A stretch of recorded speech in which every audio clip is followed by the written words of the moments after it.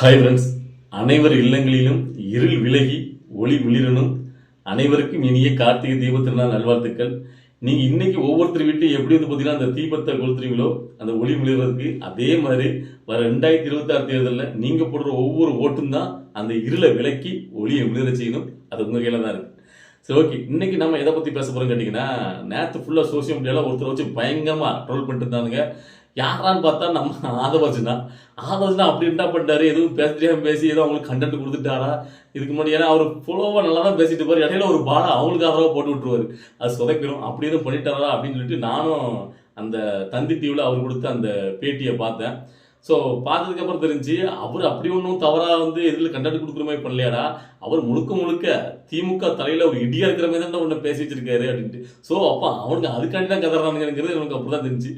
ஏன் அதாவது நம்ம முதலே கண்டுபிடிச்சிட்டோம், சாட்டை முதலாவது கதறும் போதே அப்போ திமுக தான் அடிச்சிருக்காரு ஏதோ பெருசா. ஆனா இவன் வந்து கதறான், நரி உள்ள விடுறது எதுக்குள்ள விடுது அப்படிங்கிற மாதிரி நம்ம அதை கெஸ் பண்ணியாச்சு. இருந்தாலும் அந்த வீடியோ ஃபுல்லா பார்த்துட்டேன். அதில் பார்க்கும்போது தான் அந்த விஷயம் தெரிஞ்சு. என்னன்னு கேட்டிங்கன்னா, அதாவது அந்த வீடியோவில் கேட்குறாங்க, அதாவது செங்கோட்டையன் உங்க கட்சிக்கு வந்தார்ல, அவர் அதிமுகலே இருக்கிறது தானே, அதிமுக ஊழல் இல்லையா, அவர் அங்கேருந்து வந்து நீங்க எப்படி ஏற்றுக்கிறீங்க அப்படி கேட்டதுக்கு அவர் தெளிவான விளக்கத்தை கொடுக்காரு. அதாவது பார்த்தீங்கன்னா, அவர் வந்து பார்த்தீங்கன்னா நாங்கள் அப்படி அந்த இறந்து போனவங்கள, அதாவது ஜெயிலில் இறந்துட்டாங்க அந்த கட்சி அவங்க ஆட்சி, அதை பற்றி விமர்சனம் பண்ண வரல. அவர் அந்த கட்சிக்கு உண்மையாக இருந்தார், விசுவாசமா இருந்தார். அப்படிப்பட்டவரை எங்கள் கட்சிக்கு நாங்கள் வந்து பார்த்தீங்கன்னா ஒரு அனுபவம் மிக்க கூப்பிடுறோம் அப்படி சொல்லிட்டு, இதே நீங்க உள்ள நம்புறீங்களே. இன்னும் பாருங்க, 2 சிட்டிங் அமைச்சர் வரப்போறாங்க அப்படின்ட்டு. யாருங்க அப்படின்னு? திமுக. ஆமாங்க, திமுக வந்து 2 அமைச்சர்கள் சுப்ரீம் மாதத்துல வராங்க பாருங்க அப்படின்னு சொல்லிட்டு ஒரு போட்டு போட்டாரு. எல்லாருமே தளபதி விஜயவல தலைவரை ஏற்றி அவரால் தான் இவங்க ஆட்சி மாற்ற கொடுக்க முடியும்னு நம்புறாங்க. ஸோ அதனால வரப்போறாங்க, நீங்க என்ன பார்த்துட்டே இருங்க அப்படின்னு ஒரு போட்டு போட்டாரு பாருங்க. இப்போ அதுதான் எங்க அம்மாவனுக்கு எரியுது. என்னடா கடைசியில் அங்க கை வச்சு இங்க வச்சு நம்ம தலையில கை வச்சுட்டாங்க அப்படின்ட்டு.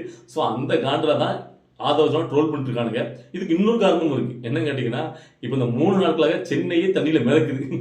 4000 கோடி எங்கடா போச்சு ஊ அப்படிங்கிற மாதிரி 4000 கோடி ஏப்ப விட்டாங்க.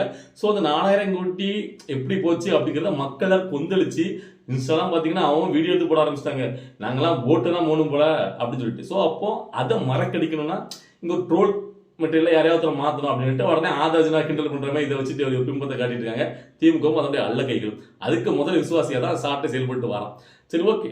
இப்போ அந்த 2 அமைச்சர்கள் இங்க திமுக இருந்து வரப்போறாரு அப்படிங்கிற மாதிரி ஆதரவு சொல்லியிருக்காரு. எந்த இதுல சொன்னாரு, எப்படிங்க திமுக இருந்து எப்படிங்க வருவாங்க அப்படின்னு நீங்க எல்லாம் யோசிக்கலாம். அதாவது ஒரு பொது வெளியில அவரு சொல்றாரு அப்படின்னா, இவ்வளவுக்குள்ள தைரியமா வெளியே சொல்றாருன்னா எதுவுமே இது இல்லாம சொல்ல மாட்டாரு. சரி, ஓகே. அப்படின்னா அந்த ஒருத்தர் நம்ம எல்லாருக்குமே ஒரு கெஸ் பண்ணிட முடியும், பிடிஆர் பழனிவேல் தியாகராஜன். அவர் தான் அங்க அதிருப்தியில இருக்கார் திமுக. அது ரொம்ப நாளா வரப்போறாங்கிற ஒரு பேச்சு அரசு உசலாயிட்டு இருக்கு. அதை ஒண்ணு நம்ம கரெக்டா கெஸ் பண்ணிடலாம். அப்ப இன்னொருத்தர், அதுதான் கெஸ். நம்மளும் கடந்து அலசி அரைஞ்சு யாரா அப்படின்னு நம்ம கெஸ் பண்ணா நம்மளால கரெக்டா பயன்படுத்த பண்ண முடியாட்டாலும் அது ஒரு மூத்த அமைச்சர் அப்படிங்கிறத மட்டும் நம்மளால கெஸ் பண்ண முடியுது. ஏன்னு கேட்டீங்கன்னா, உங்களுக்கு தெரியும் மூத்த அமைச்சர் எப்படிங்க வருவாங்க? இவ்வளவு வருஷமா திமுகலையே இத்தனை வருஷங்களாக பயணிச்சவங்க, அது எப்படி விஜய் தலைமை ஏச்சு வருவாங்களா அப்படின்ட்டு. ஏன் செங்கோட்டையன் வரலையா? அதாவது எல்லாருக்குமே ஒரு அதிகாரம் பதவிங்கிறது எல்லா இடத்துலையுமே ஒரு மரியாதைங்கிறது தேவைப்படுது. அவங்க அப்படியே அந்த பதவியிலே இவ்வளவு வட்டாரம் இருக்கும், அதை விட்டு அவ்வளவு சும்மா இருக்க முடியாது. உங்களுக்கு தெரியுமா, நிறைய படங்கள் கூட பார்த்துருப்போம், அந்த அதிகாரத்துக்காண்டியே நிறைய பிரச்சனை சண்டைகள் எல்லாத்தையும் பற்றி ஒத்து கொடுப்பாங்க. ஸோ அப்படிங்கும்போது அவங்களுக்கு அந்த இடத்துல இவ்வளவு வருஷமா இருந்த இடத்துல ஒரு முக்கியத்துவம் கிடைக்கல, மரியாதை கிடைக்கலங்கும் போது அவங்களுக்கு அது ஒரு பெரிய தாங்க முடியாது. அப்போ அந்த இடத்துல நம்ம இவ்வளவு காண்டு சின்ன பசங்களுக்கும் தூக்கிட்டு முன்னாடி விடும்போது நம்ம என்ன அப்படின்ற ஒரு கோபத்துல தான் இந்த இது நடக்கு. ஸோ அதனாலதான் செங்கோட்டையன் பார்த்தீங்கன்னா தமிழை வச்சுக்க தளபதி விஜய் தலைமை வச்சு வர காரணம். ஸோ அப்படி இருக்கும்போது நம்ம எல்லாம் நினைச்சிட்டு இருப்போம், இல்லைங்க அதிமுக ஒரு பிளவு ஏற்பட்டுச்சு, ஆனா திமுக ரொம்ப ஸ்ட்ராங்கா இருக்கு அப்படின்ட்டு. அதுலதான் நீங்க பண்ற மிகப்பெரிய தவறு. அதிமுக பிளவுபட்டுச்சு, திமுக பிளவுபட்டது வெளியே தெரியாம நடிச்சிட்டு இருக்காங்க. அது 2026 தேர்தல் முடியும் போது தெரியும். 2026 தேர்தலில் ஜெயிச்சாலும் சரி தோத்தாலும் சரி திமுக பிளவு பெறுது. எப்படி இவ்வளவு கரெக்டா சொல்றேன்னு பாத்தீங்கன்னா, அதாவது திமுக முதலமைச்சர் மு.க. ஸ்டாலின் தலைமை ஏற்றிருக்க போய் தான் அது வெளியே தெரியாம அவங்க எல்லாரும் பொறுத்துட்டு இருக்காங்க, மூத்த அமைச்சர்கள் எல்லாருமே. ஸோ உதயநிதி ஸ்டாலின் தலைமையா இருக்கிற மாதிரி ஒரு சூழ்நிலை வரும்போது தான் அங்க பூசல் வெடிக்கும். அதாவது உங்களுக்கு தெரியும், அதாவது இப்போ வந்து உதயநிதி ஸ்டாலின் அவர்கள் முதலமைச்சரா அவங்க அதோட ஜெயிச்சா அப்படிதான் கொண்டு வருவாங்க. ஜெயிக்க மாட்டாங்கன்னு வச்சுருங்களேன், ஜெயிச்சா அப்படிதான் கொண்டு வருவாங்க. அப்படி ஜெயிச்சா அவங்க கொண்டு வர நிலைமையில அடுத்தாப்புல துணை முதலமைச்சரா நிதி அப்படியே உள்ள கொண்டு சொல்லுவாங்கன்னு வச்சுருங்க. அதை கூட விட்டுருங்க, அவங்களாம் கொத்தரிமை தானே, இதெல்லாம் தெரியும்ல. ஆனா இவங்க அடுத்த கட்ட அமைச்சர்ல ரைட் கண்ட யார் வருவா? உதயநிதிக்கு அன்பில் மகேஷ் பொய்யாமொழி, இன்னொரு பக்கம் செந்தில் பாலாஜி. ஸோ இப்படிப்பட்ட இவங்களாம் முன்னேறி கொடுக்கும்போது இந்த பெரியசாமி, நேரு, பொன்முடி, இந்த மாதிரி ரொம்ப காலகாம அந்த அந்த துறைமுருகன் இவங்கலாம் பார்த்தீங்கன்னா கொஞ்சம் யாருமே வெப்சைட் தான் இருக்காங்க. ஏன்னா அவங்களுக்கு முன்னுரிமை கொடுக்கப்படலை, அவங்க வந்து ஒதுக்குறாங்கிற எண்ணோட்டம் அவங்களுக்குள்ளே இருக்கு. ஸோ இப்போ கூட அதாவது தளபதி விஜய் அவர்கள் இந்த கரூர் பிரச்சாரத்துல வந்து இவ்வளவுக்குள்ள சிக்கலாகும் போது செந்தில் பாலாஜி மேல எல்லாருமே இது பண்ணும்போது கூட திமுக அமைச்சர்களே பாத்தீங்கன்னா உண்மையிலே அதை பத்தி எந்த ஒரு விஷயமே பேசல. பெரியசாமி ஆகட்டும், கே நேராகட்டும், விஜய் அவர்களே விஜய் சம்பந்தப்பட்டு எந்த ஒரு கருத்துமே தெரிவிக்கல. ஏன் தெரியுமா? அவங்களுக்கே இதுல உடன்பாடு கிடையாது. அவங்க எல்லாம் மூத்த அமைச்சர் தான், காலகாலமா திமுக குடிக்கிட்டு போறாங்க, அவங்க பண்ண ரவுடிசம் எல்லாமே பண்ணிருப்பாங்க. ஆனா இந்த மாதிரி மக்கள் 40 இந்த மாதிரி இது காரணமா அமையக்கூடாதுங்கிறதுல அவங்க தெளிவா இருப்பாங்க. ஏன்னா அது வந்து அவங்களுக்கு பிடிக்கவே பிடிக்காது. மக்கள் 47 அவங்க நினைச்சிருந்தா ஏன் கே நேரம் நினைச்சிருந்தா திருச்சியில வந்து இவ்வளவு பெரிய கூட்டத்தை விஜய் கூட்டும் போது அவருக்கு பண்ண தெரியாத விஷயமா? அவர் இத்தனை இடமா இருக்காரு, அவர் நினைச்சிருந்தா எதை வேணா பண்ணலாமே.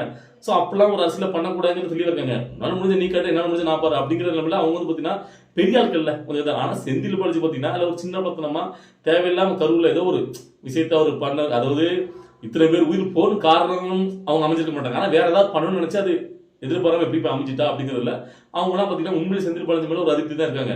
கே நேர ஐபிஎஸ்எம் எல்லாருமே இவங்களாம் ரொம்ப பழந்தன்னு கொட்டப்பட்டு அந்த ஏரியால பலமானவங்க. சோ அவங்களுக்கு எதுலையுமே பாத்தீங்கன்னா முக்கியத்துவம் கொடுக்கப்படல. துரைமுருகன் அது வெளிப்படையாவே பாத்தீங்கன்னா துணை முதலமைச்சரா உதவியா கொண்டு வரும் போதே அவரு அதுல எதிர்ப்பாதான் இருந்தார். கடைசியில் அவரை எப்படியே சமாளிச்சு அவர் இது பண்ணிட்டான்னு வச்சுருங்களேன். ஸோ இப்போ திரும்ப உதயநிதி அவர்கள் முதலமைச்சர் ஆகிறாரு அப்படிங்கிற பட்சத்தில் அந்த தலைமையாச்சு இங்கே வந்து ஒரு சர்ச்சை கண்டிப்பாக நடக்கும். அதிமுக எப்படி பிளவு போச்சு அதே மாதிரி திமுக பிளவு வரும். ஸோ அப்படி வந்து நமக்கு தெரிஞ்சு அவங்க ஆட்சியை பிடிக்க போறதுலாம் வச்சுருங்களேன். ஸோ ஆட்சியை பிடிக்கட்டாலுமே அங்கே தோத்தாலுமே அங்கே பிளவு வரும். ஸோ தோத்ததுக்கு இதான் காரணம், நீங்கள் பரம்பரையாக அவங்களுடைய மகன் குடும்பத்துக்குள்ளே இழுக்கீங்க அப்படிங்கிற மாதிரி ஒரு பூசல் வெடிக்கும். அது 2026 தேர்தலில் எப்படியோ 2 கட்சிகளும் ஒழிக்கணும். இந்த திமுக ஒரு பக்கம், அதிமுக ரெண்டுமே ஒழிஞ்சு புதுசாக கட்சிகள் பெரிய அளவில் வரணும். தளபதி விஜய் தலைமையில் ஒரு மிகப்பெரிய ஒரு கட்சிகள் ஜெயிக்கணும், ஆட்சியை பிடிக்கணும். ஸோ அது வந்து பார்த்தீங்கன்னா அவங்களுடைய கீழே தான் இருக்குது. ஸோ அதை நோக்கி தான் நகரப்பதுங்கிறது நம்முடைய எண்ணட்டம். சரி, ஓகே. அதுக்கப்புறம் டிவிக்கு தோழர்கள் உண்மையிலே ஒரு பெருமையான விஷயங்க. நிறைய இடங்கள்ல சென்னை இப்போ இந்த மழை வெள்ளத்துல தத்தளிச்சுட்டு இருக்கும்போது மக்கள் எல்லாம் இயல்பு நிலைக்கு வராம அவதிப்படும் போது நிறைய இடங்கள்ல வாலண்டியர்ஸா போயிட்டு இளைஞர்கள், அதுவும் தமிழை வச்சு கற்றுச்சு அந்த இளைஞர்கள் பத்தி ரொம்ப உதவி பண்றாங்க. அதை நான் வந்து சோசியல் மீடியால பரவாயில்ல பார்த்தேன். உண்மையிலே அது வந்து ஒரு பெரிய விஷயம். இந்த மாதிரி அதாவது பார்த்தீங்கன்னா யார் சொல்லியுமே இளைஞர்கள் அவ்வளவு சீக்கிரத்தில் இப்படிலாம் ஒரு வேலையை வீட்டில் ஒரு விஷயம் சொல்லும் போதே அம்மா அப்பா சொல்ற விஷயம் தட்டி கழிச்சு போயிடுவாங்க. ஆனா இன்னைக்கு தளபதி விஜய் அவர்கள் அவர் வந்து அந்த கட்சி ஆரம்பிச்சு தலைவராக இருக்க போய் தான் அவருடைய சொல், அதாவது நாம யாரே சொல்றோம் எங்கிருந்து சொல்றோம் ஒரு விஷயம் இருக்கு.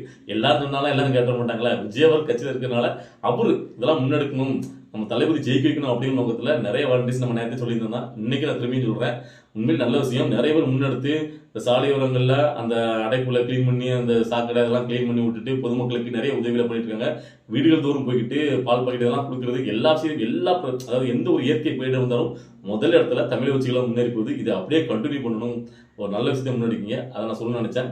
ஸோ இன்னொரு விஷயம் கேட்டீங்கன்னா, நீங்க எப்படி நல்ல விஷயத்தை முன்னெடுக்கலாம் அதே மாதிரி கட்சியில் இருக்கிறவங்க இப்போ பார்த்தீங்கன்னா 4000 கோடிங்க, அதாவது இதுக்கு நிதி ஒதுக்கி பண்ணதுக்கு என்ன பிரயோஜனம், அந்த நிதி எங்க போச்சு, அதுல என்னத்தை பண்ணீங்கன்னு கேள்வி கேளுங்க. ஒவ்வொரு குடிமகனும் கேள்வி கேட்கணும். அதாவது மக்களுக்காக தானே இந்த அரசாங்கமே இருக்கு. அப்போ ஒவ்வொரு வருடமும் டிசம்பர் மாசம் பாருங்க, சென்னை இப்படிதான் இருக்கு. எதாவது ஒரு முன்னேறி இருக்கா? எங்கேயாவது வந்து பார்த்தீங்கன்னா ஏதாவது சரியா இருக்கா? ஒன்றும் கிடையாது. எப்பெல்லாம் மழை அடிக்கும் அப்பெல்லாம் பார்த்தீங்கன்னா, அதாவது சர்வீஸ் ரோட்ல அந்த பள்ளங்கள் மணல் இருக்கிற இடத்துல தண்ணி தேங்கினா கூட பரவாயில்லைங்க. மெயின் ரோட்ல அதுலயே பார்த்தீங்கன்னா தண்ணி அப்படியே நான் ரோட்டை தேங்கி நிற்கி. அப்போ என்னதான் பண்றாங்க? அப்போ அந்த 4000 கோடி செலவு பண்ணது எங்க செலவு பண்ணாங்கிறத கணக்கு கேட்கணும். ஒவ்வொரு குடிமகனும் கணக்கு கேட்கணும். ஸோ அதனால இப்போ தமிழை வச்சு கற்றுக்கிறது நீங்க ஒவ்வொருத்தரும் இதுக்கு எதிராக பார்த்தீங்கன்னா உங்களுடைய கருத்துக்களை சோசியல் மீடியா எல்லாத்துலேயும் பதிவு பண்ணுங்க. முடிஞ்ச அளவுக்கு அதை பதிவு பண்ணாரு, ஹைலைட் ஆக்குங்க. ஆனா நான் பாக்குறேன் பெருசளவில் யாருமே அதை எதிர்த்து கேள்வி கேட்டாமே தெரியல. எல்லாருமே பொதுமக்கள் கேள்வி கேட்கறாங்க. அன்னைக்கு பார்த்து உங்க வீடியோ பார்க்க ஒருத்தர் 4000 கோடி எங்கேயா போச்சு அப்படின்ட்டு அது விமர்சனம் பண்றாரு. ஏன்னா அந்த ரோட்ல வந்து பாத்தீங்கன்னா போக முடியல. ஸோ அந்த படகுலாம் நாங்கள் போகணுமா, பைக்லாம் பாருங்க எப்படி ரோடு அப்படின்ட்டு பொதுமக்கள். அப்போ அந்த கூட சேர்ந்து இந்த நேரத்தில் தான் நம்ம அதை பெருசாகணும். ஈபத்துள்ளர்கள் அதை வந்து பெருசாக ஹைலைட் பண்ணுங்க. பார்த்தீங்களா 4000 கோடி ஏப்பம் விட்டு அவங்க பாட்டில் ஒரு கேஷுவலாக வந்து பார்த்தீங்கன்னா ஒரு ஃபோட்டோ ஷூட் எடுத்து போகிறாங்க. மழை வர டைமில் அங்கே போய் நின்றுக்கிட்டு அந்த மழை தண்ணிகளை நின்றுக்கிட்டு அப்படியே பேசுகிற மாதிரி வந்து பார்த்தீங்கன்னா ஒரு வீடியோ ஷூட் பண்ணி வெளியே விட்டு பார்த்தீங்களா காலத்தில் வந்து நின்றார் அப்படிங்க. காலத்துக்கு ஏங்க நீங்கள் வரணும்? முதலமைச்சர் காலத்து வரணும் அவசியமே கிடையாது. நீங்கள் சரியாக வேலையை பார்த்தீங்க, உங்களுக்கு கீழே இருக்க சரியாக வேலை பார்த்தாலும் நீங்கள் வர வேண்டிய அவசியமே கிடையாது. எல்லாத்துக்கும் முதலமைச்சர் வந்து நேரில் வந்து நிற்கணும், காலத்தில் போய் நிற்கணும் அப்படின்லாம் அவசியமே கிடையாது. ஒருத்தர் சரியாக வேலை பார்த்தா அப்படின்னா அவன் அந்த இடத்துல எல்லாட்டாலுமே அங்கே வேலை சரியாக நடக்கணும். அதுதான் அந்த தலைமைக்கு உண்டான பண்பு. நீங்க மேல இருந்து கரெக்டா எல்லாத்தையும் ஃபாலோ பண்ணீங்க அப்படின்னா உங்களுக்கு கீழே இருக்கவங்க சரியா வேலை பார்த்துனாங்கன்னா இப்ப இந்த அளவுக்கு இயற்கை பேரிடர் வரும். ஓகே தான், யார் ஆட்சி அமைச்சாலும் சரி இயற்கை பேரிடர் தடுக்க முடியாது. ஆனா அது வந்துச்சுன்னா எப்படி அதை வந்து மக்களுக்கு இடையில் இல்லாம ரோட்டு இவ்வளவுக்குள்ள தண்ணி தேங்காம அந்த பள்ளம் இல்லாம அந்த ரோட்டுகளை எப்படி நம்ம வைக்கணும்? ரோடு உடனே ஒரு சின்ன மழை அடிச்ச போதும் பேர்ந்துருது. எந்த இடத்துல பள்ளம் இருக்கு தெரியவே இல்லை. ஸோ அந்த அளவுக்கு மக்கள் வந்து பார்த்தீங்கன்னா பாதிக்கப்படுறாங்க. அது ரோட்டமாக எத்தனை நான் கூட பார்த்தேன். உயிர்கள் வந்து பார்த்தீங்கன்னா அவ்வளோக்குள்ள உங்களுக்கு இதா, அதாவது ஒரு ஹெல்மெட் போடுறோம்னா அவ்வளோக்குள்ள காவல்துறை பயங்கர கெடுபிடி அடிக்கீங்களா. இந்த ரோடு ஒரு சின்ன மழை அடிச்சுன்னா அவ்வளோக்குள்ள பேருந்து குண்டு குழியுமாயிருது. ஸோ அப்போ இதெல்லாம் யார்கிட்ட கேள்வி கேட்குறது. ஸோ இந்த டைமில் பொதுமக்களோட சேர்ந்து டிவி தொழிலாளர்கள் நீங்கள் விடக்கூடாது, இதை ஹைலைட் பண்ணுங்க. ஸோ அவங்கெல்லாம் இது லைட்டாக அவங்க கிடச்சா கூட அதை பெருசு உதாரணமாக்குறாங்கல்ல. ஸோ நம்மளுக்கு இந்த விஷயம் இதை வச்சு நீங்கள் பெரிய ஒரு அரசியலை கட்டமைக்கணும். ஏன்னா எதிரிகள் வீழ்த்துனா அவங்க பண்ண தவறுல சுட்டி காட்டணும்ல. ஸோ அது பெரிய லெவலில் பண்ணுங்க. அதாவது எனக்கு தெரிஞ்சு பதவியில் பொறுப்புகளுக்கு பெருசாக இதை வந்து பேசுன மாதிரி எனக்கு தெரியல. அதனால தான் நான் திரும்பியும் சொல்கிறேன், டிவிக்கு இதான் டைம், விட்டுறாதீங்க. ஓகேவா? ஏன்னா இங்கே உள்ள அல்ல கையெல்லாம் கட்டிங்கன்னா இப்போ நான் திரும்ப கட்சிகள் இதெல்லாம் பற்றி பேச மாட்டானுங்க. அதை வச்சு நான் வந்து பார்த்தீங்கன்னா பேசினாரா அதில் ஏதோ வந்து சொல்லிட்டாங்க, அதை ட்ரோல் பண்ணி அதில் தான் அவன் குறிக்கோளாக இருக்கான். கொள்கை இல்லை நாட்டில் இவ்வளோ பிரச்சனை போயிட்டு இருக்கு.